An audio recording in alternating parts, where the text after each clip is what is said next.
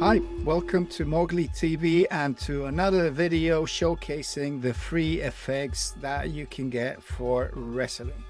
This time we're going to look at Shifty, which is a distortion effect that can be very handy to create textures and just mangle your video or generative content. Shifty is free and you can get it from the Resolume forum together with a bunch of other effects, link in the description. And I'm going to demonstrate this on an instance of BPM Audio Shapes, which is my generative source available on Gumroad, link in the description too. Once you've installed, the effect will appear and your effects panel under wire effects. And if you just drag it along, you'll see instantly what it does. It's a distortion effect, which is based on slicing your content input and then moving it in different ways to get different textures. Let's run through the settings. You've got your usual blend mode and opacity at the top, and then you've got roughness, which is the size of the slices. So this is blocky, rough, which is a bit smaller, fine, and finest. As you can see immediately, just tweaking these settings achieves a very different look and outcome. Next, you've got your orientation, which can be a bit confusing at first if you click on horizontal or vertical. As you can see, it's now in horizontal. Yeah, the stripes are vertical. The stripes are always vertical unless you rotate them with the setting below. What this refers to is how the content within each slice is shifted. So horizontally means that each slice will have the content inside pan horizontally or vertically. As you can see here, horizontally, this is vertical, which is very evident in this bottom part of the clip where you can see that the base of the triangles are not aligned. So that's where the vertical shift is happening. And then you've got both, which is obviously a combination of vertical and horizontal. Next, we've got radius, speed, and power, which work in conjunction with each other.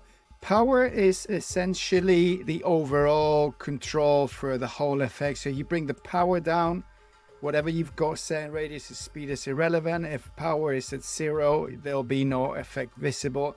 And as you bring it up, it applies the effect in a more dramatic way. So if we bring the radius down to 0, again, the effect will not be visible at all. As you can see, radius is 0, power I can move, nothing changes. So you need to have a bit of radius and a bit of power to actually see some changes. I'm gonna put on a very subtle, really nice distortion to our triangle, making it a bit more vibrant. Now, if we change the speed, you can see that the motion within each of the slices is either not there at all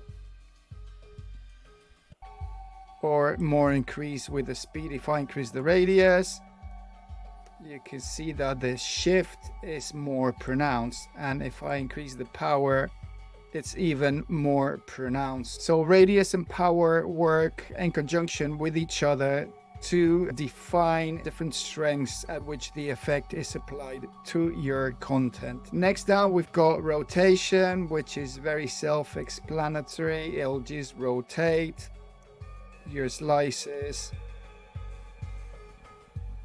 So that's when you can do your horizontal slices if you want. Finally, at the bottom, you've got the smooth amount and smooth strength. The smoothness refers to how the different slices blend into each other, whether you've just got straight cut, as you can see at the moment. But if I bring the smooth amount up, you can see that it starts doing a kind of blend between the slices so that that horizontal cut is not as pronounced.